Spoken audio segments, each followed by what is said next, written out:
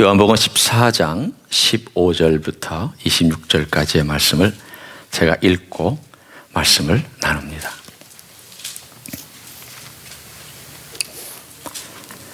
너희가 나를 사랑하면 나의 계명을 지키리라. 내가 아버지께 구하겠으니 그가 또 다른 보혜사를 너희에게 주사 영원토록 너희와 함께 있게 하리니 그는 진리의 영이라 세상은 능히 그를 받지 못하나니 이는 그를 보지도 못하고 알지도 못함이라. 그러나 너희는 그를 아나니 그는 너희와 함께 거하시며 또 너희 속에 계시겠음이라. 내가 너희를 고아와 같이 버려두지 아니하고 너희에게로 오리라. 조금 있으면 세상은 다시 나를 보지 못할 것이로되 너희는 나를 보리니 이는 내가 살아있고 너희도 살아있겠음이라. 그날에는 내가 아버지 안에 너희가 내 안에 내가 너희 안에 있는 것을 너희가 알리라. 나의 계명을 지키는 자라야 나를 사랑하는 자니 나를 사랑하는 자는 내 아버지께 사랑을 받을 것이요 나도 그를 사랑하여 그에게 나를 나타내리라. 가롯인 아닌 유다가 이르되 주여 어찌하여 자기를 우리에게는 나타내시고 세상에는 아니하리 하시나이까. 예수께서 대답하여 이르시되 사람이 나를 사랑하면 내 말을 지키리니 내 아버지께서 그를 사랑하실 것이요 우리가 그에게 가서 거처를 그와 함께 하리라. 나를 사랑하지 아니하는 자는 내 말을 지키지 아니하나니 너희가 듣는 말은 내 말이 아니요 나를 보내신 아버지의 말씀이니라. 내가 아직 너희와 함께 있어서 이 말을 너희에게 하였거니와 보혜사 곧 아버지께서 내 이름으로 보내실 성령 그가 너희에게 모든 것을 가르치고 내가 너희에게 말한 모든 것을 생각나게 하리라. 아멘. 오늘 성경을 읽다 보면 여러분이 익숙하지 아니한 한 단어가 등장합니다. 그 단어의 명칭은 보혜사라고 하는 명칭입니다. 이름입니다. 이 보자라고 하는 것은 보호할 때의 그 보자, 혹은 보살피고 보호한다라고 하는 그 보자에다 해는 은혜할 때 그 해자를 써서 둘을 합치면 보살펴주고 은혜를 베풀어주는 어떤 분이란 뜻의 한자어입니다. 처음 성경을 번역하던 우리 선교사님들이 번역하신 분들이 참 잘 번역한 단어 중에 하나입니다. 문제는 잘 쓰지 않는다는 데 있죠. 처음 교회를 다닌 사람 보혜사가 뭐야? 무슨 뜻이야? 아마 그렇게 물어볼 수 있는 단어이기 때문입니다. 여러분도 익숙하지 않은데 처음 읽는 성경을 읽지 않은 사람들은 얼마나 생소한 단어겠습니까? 그렇지만 이 단어는 비교적 보혜사의 뜻을 잘, 원래 그 의미를 비교적 잘 전달하고 있습니다. 그러면 원래 이 단어는 무슨 뜻일까요? 제가 오늘 주보에 여러분이 익숙하지 않은 단어를 하나 거기다가 적어놨죠. 파라클레토스라고. 아마 여러분은 아이고 목사님이 무슨 지식 자랑하려고 이렇게 적어놓으셨나 보다라고 생각하실 수도 있지만 그런 건 아닙니다. 저는 여러분에게 설교할 때 헬라어 잘 쓰지 않습니다. 그러나 이거는 좀 꼭 아실 필요가 있을 것 같아서 외우라고 한 게 아니라 이런 단어가 이런 뜻이 됩니다라고 알려드리기 위해서 갖다 적어놨습니다. 파라라는 말은 함께, 같이, 곁에. 영어로 말하면 전치사로 with입니다. 그리고 클레토스란 말은 칼레오라고 하는 부르다. 영어로 말하면 call. 이렇게 이리 오세요라고 부르거나 또 하나님께서 한 사람을 불러서 믿는 사람 만들 때도 부르다. 그 부름이란 단어에 바로 그 단어입니다. 그래 이것을 두 개를 합치면 이런 뜻이 되죠.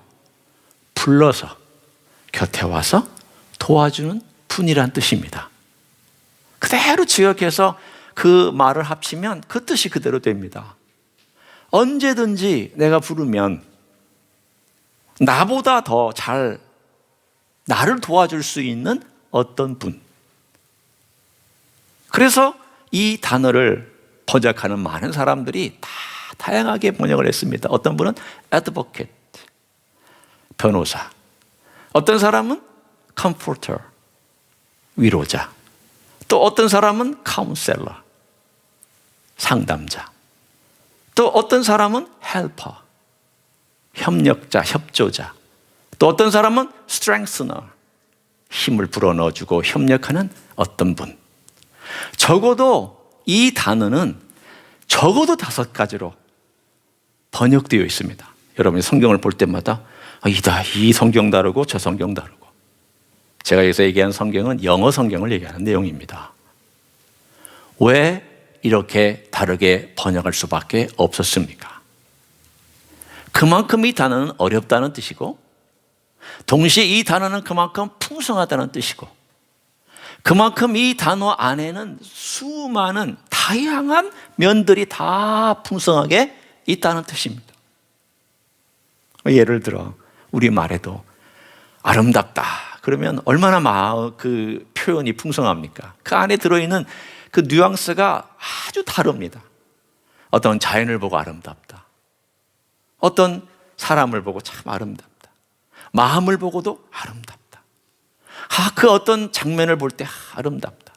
그 아름답다는 것은 그 컨텍스트에 따라서 이런저런 뜻이 될 수도 있는 것처럼, 이 단어는 그 내용이 너무 풍성해서 한 단어로 표현이 안 되는 바로 그 단어가 보혜사라는 단어입니다. 그런데 오늘 이 단어가 우리 주님께서 왜 이분을 특별히 끄집어내서 말씀하고 계십니까? 오늘 저희가 설교하려는 내용은 바로 거기에 있습니다. 자, 15절을 한번 보십시오. 어떤 말씀을 하셨는지. 주님께서 내가 곧 떠난다. 그렇지만 너무 걱정하지 마라. 내가 또 올 거다. 그리고 너희와 함께 할 거다. 그런데 그 중간에 15절에 너희가 나를 사랑하면 나의 계명을 지키리라. 뜬금없이 이 말씀을 툭 던지셨습니다. 근데 여기서만 던지신 것이 아니라 이 말씀이 계속해서 우리가 읽은 본문에 몇 번 더 나옵니다. 21절 보십시오. 나의 계명을 지키는 자라야 나를 사랑하는 자니. 또 23절 보십시오. 사람이 나를 사랑하면 내 말을 지키리니. 또 24절 보십시오.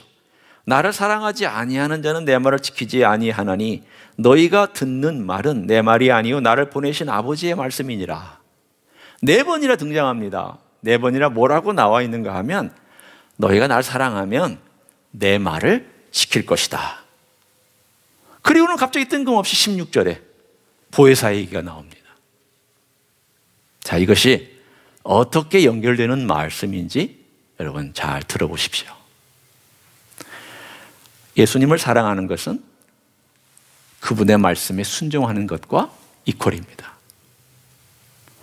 그런데 제가 어떻게 주의 말씀을 다 순종합니까? 제 삶을 그렇게 따라갈 수도 없고, 저를 보십시오. 제가 어떻게 주님의 말씀을 따라가고 순종합니까? 제가 마음으로 주님을 사랑하는 것 같은데 주님의 말씀을 순종하는 것은 정말 힘이 듭니다. 여러분 그런 고백 안 하십니까? 그런 고백 안 하시는 분은 뭔가 이렇게 정신과 몸이 분리되어 있는 사람입니다. 고백하지 않을 수가 없습니다. 왜? 안 되니까. 마음대로 안 되니까.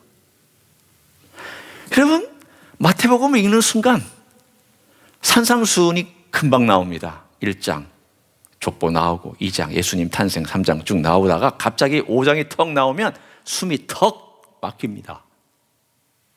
만약 산상수훈을 읽는데 마태복음 5장 숨이 안 막히는 분이 있으면 둘 중에 하나입니다.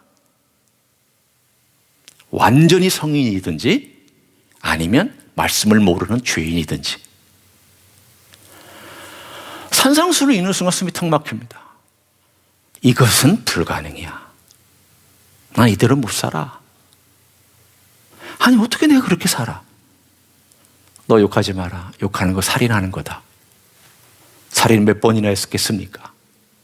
자, 한번 여러분 살인 몇 번이나 했는지 한번 어렸을 때부터 지금까지 욕한 거 한번 손가락으로 헤아려 보십시오. 그렇죠. 누군가 정답을 말씀했습니다. 누군가 그렇게 말씀한 것처럼 나도 수없이 누군가를 욕해서 그 욕한 것 때문에 살인죄를 저질렀습니다. 그러면 주님, 너무 이건 말이 안 돼요. 제가 어떻게 그렇게 살아요? 제가 그렇게 산다는 건 불가능하잖아요. 산상수훈을 읽는 순간, 마태복음을 읽자마자 얼마 안 돼서 우리의 마음 가운데 숨이 턱 막히는데, 그러나 이 마태복음을 읽는 순간 숨이 턱 막히고 나서 두 번째가 이런 마음이 들어요.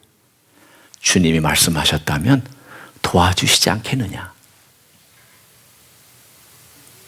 주님이 말씀하셨다면 도와주시지 않겠느냐? 오늘 그 이야기가 16절의 이야기입니다. 주님이 어떻게 도와주시는지를 보세요.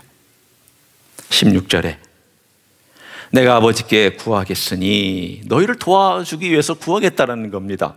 어떻게 뭘 구하시는지 한번 내용을 들어보세요.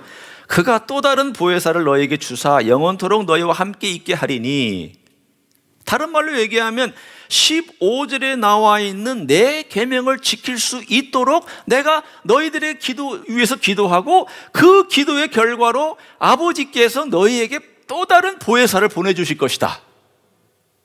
이 기도의 응답이에요. 자, 오늘 그러면 이 보혜사가 누군지에 대해서 제가 함께 나누기를 원합니다. 일단 또 다른 보혜사라고 나와 있으니까 another 파라클레토스라는 단어예요.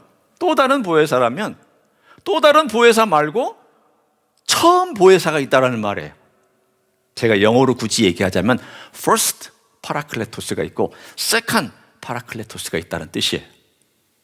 another니까. 그러면 first 파라클레토스는 누구십니까? 예수 그리스도입니다. 예수님께서 아버지가 불러서 저 죄인이 인간들 곁에 가줘라. 인간은 자기를 구원 못한다. 헤매고 있는 거 아니냐. 봐라, 내가 이스라엘 백성을 하나님 백성 만들어서 율법도 주고 할례도 행하고 내가 선지자도 보내고 은혜도 부어주고 기적도 부어주고 했지만 실패했다. 여러분, 이스라엘은 하나님의 모판이었습니다. 모판 아세요? 옛날에, 지금도 그렇게 하는지는 모르겠지만 한국에 농사를 지으려면 이렇게 모판을 만들어요. 그래서 물이 자작자작 있는 그 논에다가 갖다 심기 전에 모판을 만들어서 조금 키운 다음에 갖다가 심습니다. 이 모판이라는 게 뭐냐면 내가 더 성장시키기 위해서 미리 준비해 놓은 것입니다. 근데 이 모판이 잘 자라야 이게 논에다가 심으면 쑥쑥 자라서 나중에 가을에 열매를 쫙 하고 곡식을 맺게 되잖아요. 하나님의 모판이 무엇이었느냐? 이스라엘입니다. 그런데 이 모판은 하나님이 정성을 다해서 갖고 왔고 정성을 다해서 준비했는데 아주 싹이 돌았습니다. 이거 심어봤자 이거 아무 의미도 없어요. 그렇게 사랑과 정성을 다한 이스라엘도, 모판도 실패했습니다. 그래서 하나님께서 하나님의 마지막 무기며 하나님의 마지막 그 모든 것들을 심어서 예수 그리스도를 우리 곁으로 불러서 보냈습니다. 사랑하는 아들이여, 인간 곁으로 가주십시오. 그래서 인간이 아무것도 자기 스스로 못하니 가서 도와주십시오. 그래서 우리 곁에 오셔서 우리를 도와주시려고 오신 분이 바로 첫 번째 파라클레토스, 예수 그리스도십니다. 그분은 3년 동안 우리 곁에서 돌아다니며 도와줬고 우리 모든 인류를 위해서 십자가에서 자신의 피를 흘려서 우리의 죄를 뒤집어 쓰고 돌아가셨습니다. 왜냐하면 우리를 위하여, 우리를 돕기 위하여 오신 분이기 때문입니다. 그분은 우리의 변호사, 그분은 우리의 선생, 그분은 우리의 돕는 자, 우리를 강하게 하는 자, 많은 명칭들을 그분은 갖고 있습니다. 파라클레토스였습니다. 근데 문제는 어디에 있습니까? 예수님은 이제 십자가를 지고 부활하신 다음 승천하셔야만 합니다. 자, 제가 질문 하나 합니다. 지금 예수님 어디 계세요? 그렇죠. 내 마음속에, 그것도 맞는 말씀이에요. 예수님 영접한 사람은 예수님 제 마음속에 계시죠. 엄밀하게 말씀드리면 예수님은 어디 계시죠? 하나님의 보좌 우편에 계세요. 그러면 예수님을 영접하고 내가 마음에 받아들인다는 것은 무슨 뜻입니까? 오늘 제가 그 얘기를 함께 여러분과 나누려고 하는 내용입니다. 자, 보십시오. 오늘 이 말씀을 하시면서 이렇게 말씀하세요. 또 다른 보혜사, 너희 곁에 와서 너를 돕는 보혜사를 보내주실 것이다. 그런데 그분이 누구냐? 15절, 16절에 너에게 주사, 그 다음 단어가 무슨 단어입니까? 영원토록, 영원히 우리와 함께 있는 분이라는 뜻입니다. 영원히. 여러분, 이 단어가 왜 중요한 줄 아십니까? 구약에는 특별한 사람만 특별한 기간 동안에 특별하게 성령을 받았습니다. 엘리야, 엘리사, 이사야, 다윗, 여러분이 성경에 알고 있는 유명한 사람들만 성령의 도움을 받아서 사역했습니다. 그것도 영원히 머문 게 아니라 잠시. 선지자도 사역할 때는 성령께서 감동을 주셔서 예언하고 활동했지만 그것도 잠시. 영원히 머물지 않았습니다. 영원히 머문 대상이 없습니다. 그런데 신약에 와서 예수님께서 여러분이나 저나 ordinary people, 아주 평범한 아무것도 아닌, 평범하다 못해 죄인인 나 같은 인생에게 영원히 함께 거하시겠다. 여러분, 이것은 특권 중에 특권입니다. 누구도 받을 수 없었던 과거의 구약에서 일반 평신도들이나 일반 사람들은 성령을 경험한 적이 없습니다. 성령을 경험하면 사람들이 다 와!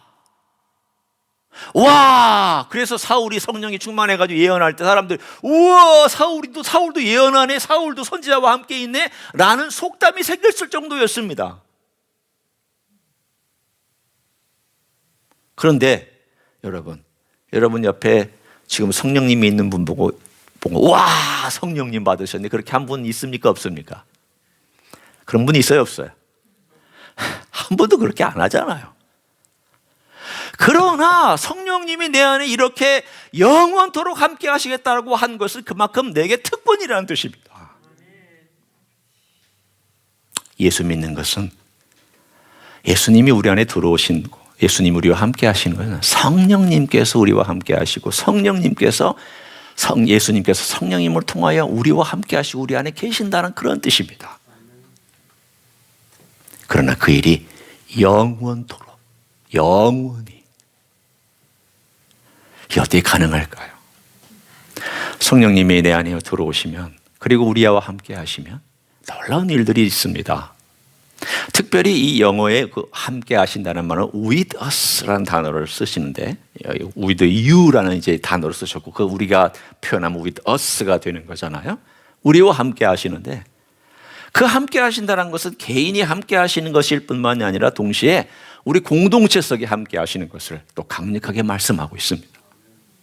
마태복음 18장 18절에서 20절에 보면 주님께서 이렇게 말씀하셨습니다. 두세 사람이 내 이름으로 모인 곳에서는 내가 너희와 함께 할 것이다. 그럼 그 말의 뜻이 무엇입니까? 예수님이 진짜 함께 하신다는 말의 의미, 그럴 수 있습니다. 그러나 더 정확하게 말하면 두세 사람이 모인 곳에 성령께서 강력하게 역사하신다는 뜻입니다. 목회자는 점잖게 이렇게 얘기를 하죠. 성도님, 수요 예배도 참석하세요. 또 새벽 예배도 참석하세요. 목사는 넥타이 매고 또 넥타이를 안 매더라도 협박하거나 그렇지는 않죠. 그 목사가 이렇게 얘기하면 여러분 그렇게 생각할 거예요. 아유, 목사님은 또 계속 모이라고 얘기한다. 나는 다 혼자 신앙생활 잘하는데 뭘 또 뭐이라고 얘기하냐고 그렇게 얘기하지만 목사가 그렇게 얘기하는 데는 성경적인 근거가 있어서 그렇습니다. 성령님이 언제 더 강력하게 역사하느냐? 두세 사람이 예수 그리스도의 이름으로 모여서 기도할 때 성령님은 강력하게 역사하기 시작합니다. 혼자서 신앙생활하는 사람 독립군입니다. 나 혼자 알아서 할게. 우리 그렇게 못 삽니다. 신앙생활은 연합군입니다. 신앙생활은 서로서로 힘을 얻고 서로서로 격려하고 서로서로 기도해주고 서로서로 힘을 합치고 서로서로 불이 모여지고 서로서로 하나님께 나아가면 성령께서 강력하게 역사하여 교회가 힘을 얻을 때 가정이 힘을 얻습니다. 교회가 하나님의 은혜로 충만할 때 가정 식구들이 변합니다. 거꾸로 생각하지 마세요. 가정이 잘 돼야 교회가 잘 된다? 아닙니다. 교회가 잘 돼야 가정도 잘 되고 개인도 잘 됩니다. 성령께서 처음 교회 데려왔을 때에도 그런 충만한 역사가 사도행전에 일어나는 것을 우리는 알지 않습니까?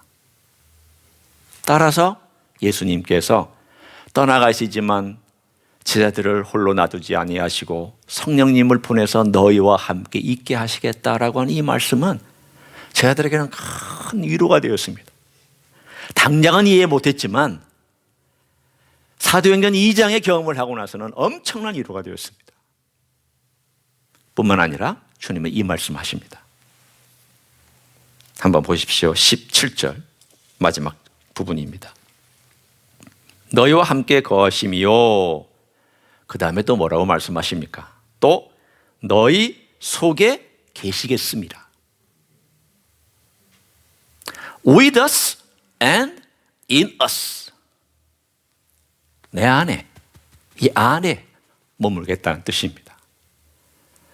오늘 여러분이 다른 거 다 잊어도 괜찮아요. 성령님이 어떤 분입니까? 그분은 파라 뭐라고 말했는데 오케이, 잊어버려도 상관없어요. 보혜사 기억하시면 더 좋고요. 그분을 어떻게 묘사하면 좋겠는가? 딱 두 단어만 생각하시면 돼요. With us, in us예요.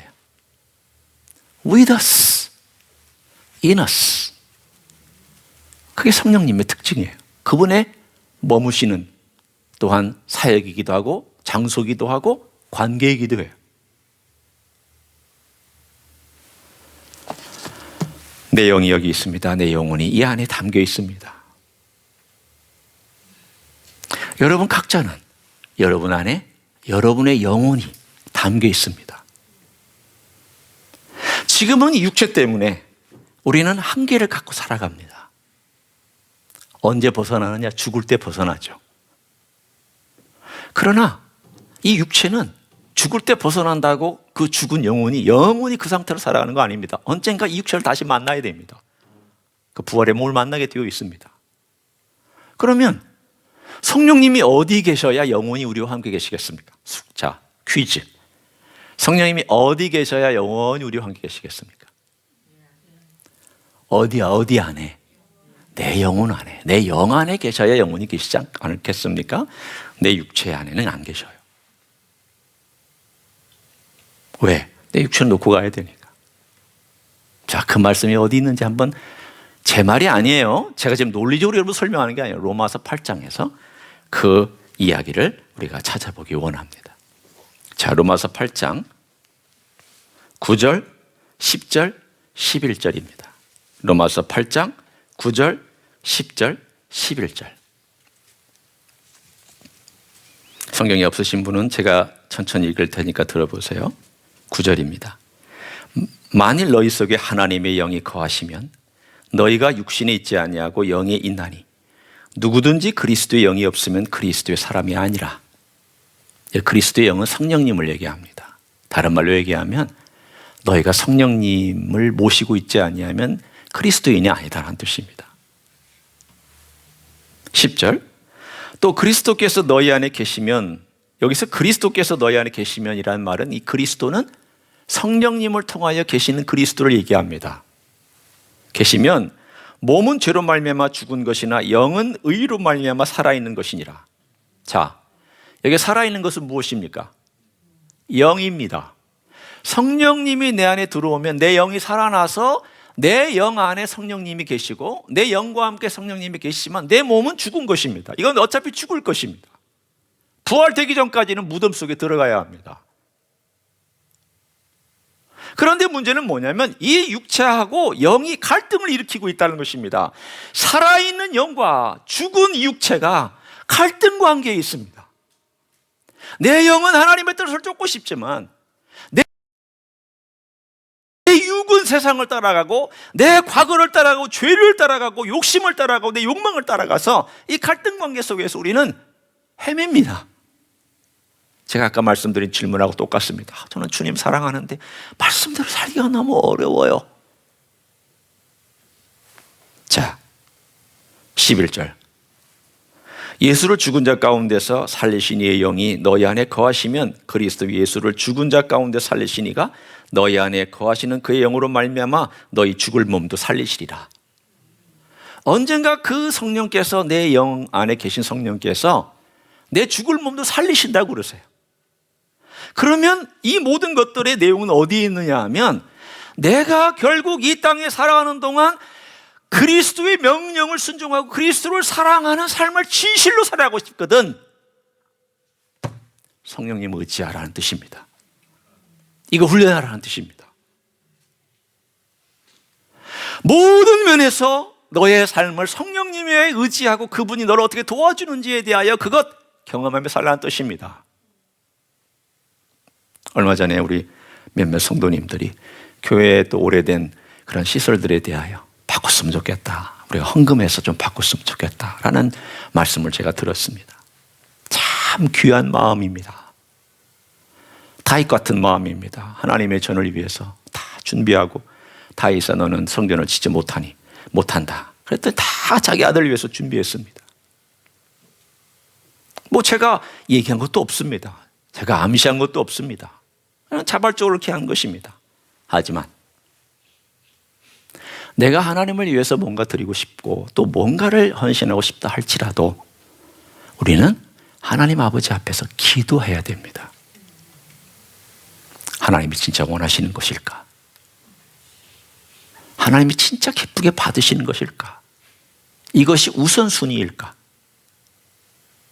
우리는 성령님의 도움을 구하며 기도하는 시간이 필요합니다. 여러분, 좋은 일을 한다고 덥석 잡아당기면 안 됩니다. 좋은 일조차도 사탄은 그것을 이용해서 교회를 가를 수 있습니다. 좋은 일을 할 때에도 기도하며 성령님, 모든 과정에서 교회가 하나 되게 해주시고 이 모든 과정에서 우리가 정말 주님의 나라와 의를 위해서 우리가 할 수 있게 해주십시오. 성령께서 역사할 시간을 주셔야죠. 왜 내가 모든 걸 가로채고 내가 막 진두지휘하고 내가 모든 걸 결정하고 내가 모든 영광을 얻을 수 있는 그런 길을 걸어갑니까? 성령님이 행하실 수 있도록 그런 것이 번쩍 머리에 떠올랐거든. 기도하셔야 돼요. 기다리셔야 돼요. 그리고 응답할 때까지, 그리고 내 마음에 무언가 확실한 것이 잡힐 때까지 성령님께서 어떻게 말씀하신가를 들을 수 있으셔야 돼요. 오늘 주님은 우리에게 성령님을 보내주셨고 성령님이 우리와 함께 하시고 성령님이 우리 안에 계시는데, 죄송한 표현이지만 이런 표현을 쓰면 좀 건방진 표현 같아서 제가 참 조심스럽지만 달리 할 말이 없어요. 성령님을 활용하셔야죠. 여러분, 헬퍼의 의미가 뭡니까? 도와달라고 안 하는데 와서 막 도와주는 것은 어떻게 될까요? 헬퍼 아니에요. 그 헬퍼 아니에요. 진짜 도와달라고, 내가 지금 막 힘들고 어려운데 힘들다. 그러면 그 영역에 전문가가 와서 도와줘야 진짜 헬퍼예요. 알지도 못하는 사람이 언뜻 와가지고 막 엉망으로 만들어 놓으면 아니 도와주면 못하거니와 그 사람을 더 엉망으로 만들 거예요. 근데 성령님은 참 묘하세요. 도와달라고 해야 도와줘요. 물론 성령님께서 도와달라고 하지 않음에도 불구하고 도와주시는 일이 한 가지 있어요. 성경에 보면 이렇게 나옵니다. 우리가 뭔가 간구할 줄을 몰라요. 기도도 잘 못해요. 꼭 필요한 건 안 구하고 엉뚱한 것만 구해요. 그러면 성령님께서, 이 안에 계신 성령님께서 어떻게 하시는 줄 여러분 아시죠? 탄식하며 우리를 위하여 간구하시느니라 그랬습니다. 탄식하신다고 그랬습니다. 그걸 구하면 안 되는데, 그렇게 살면 안 되는데. 누구에게? 하늘에 계신 아버지께 성령께서 구하신다고 그랬어요. 그러나 그 외에 우리가 정말 성령님의 이 교회 일을 하고 누군가를 사랑하고 예수님의 말씀을 지키려고 하고 내가 무언가를 향하여 봉사하려고 한다면 내 힘으로 하지 마세요. 내 지혜로 하지 마세요. 내 결정으로 하지 마세요. 어떤 사람은 너무 빨라서 문제고 어떤 사람은 너무 게을러서 문제예요. 어떤 사람은 너무 빨라요. 성령님께 묻지도 않고 덥석이를 해버려요. 어떤 사람은 묻지도 않거니와 물은 다음에도 들으려고 하지 않고 그냥 늑장만 부리고 아무것도 안 해요. 이 둘 다 성령님을 무시하거나 멸시하는 태도입니다. 우리가 행할 건 뭐예요? 제가 3가지를 적용으로 알려드리기를 원합니다. 첫째, 성령님의 가치를 인정해 드리세요. 여러분, 성령님은 하나님이십니다. 하나님이시라면 존귀하고 높고 위대하고 거룩하십니다. 성령님이 위대하고 존귀하고 높고 거룩하시다면 여러분 함부로 대하시면 안 돼요. 내 안에 계시다고 내가 함부로 대하면 안 돼요. 함부로 대할 뿐이 아니에요. 함부로 내가 대우할 뿐이 아니에요. 그분은 너무 존귀하고 너무 높고 너무 위대한 분이어서 그 가치를 충분히 인정해 드려야 돼요. 하나님이시니까. 하나님이시니까. 첫째, 성령님께서 하나님이심을, 그리고 위대하심을, 그분의 가치가 존귀하심을 인정하고 높여드리세요. 두 번째, 도움을 구하세요. 그분은 헬퍼예요. 여러분이 구해야 돼요. 여러분이 부지런히 구해야 능동적으로 역사하고 부지런히 맡겨드려야 그분이 그걸 가지고 힘있게 일하세요. 이렇게 기도하시면 돼요. 오 예수님, 제 안에 성령님을 주셨는데 제가 성령님을 잘 의지하지 않으려고 해요. 제가 고집불통이거든요. 제가 멍청하거든요. 주님 용서해 주시고 저에게 성령님의 음성을 잘 듣고 따라갈 수 있도록 도와주세요. 제가 성령님께 부탁드려요. 성령님, 저를 인도해 주세요. 이렇게 주님을 향하여 기도하고 성령님의 도움을 구하면서 늘 도움을 구하세요. 세 번째, 그런 삶이 위기 때만 하지 말고 평상시의 삶 속에서 동행하는 연습을 하세요.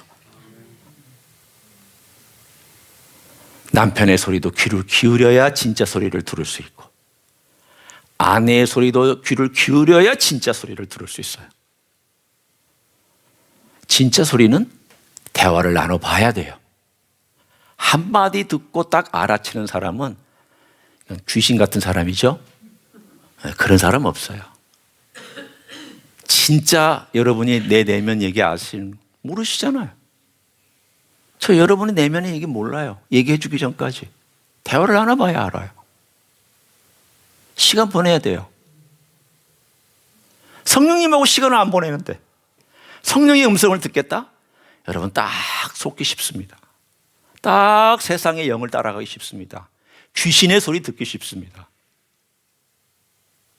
성령님 앞에 거룩한 마음을 가지고 기도하며 시간을 보내야지.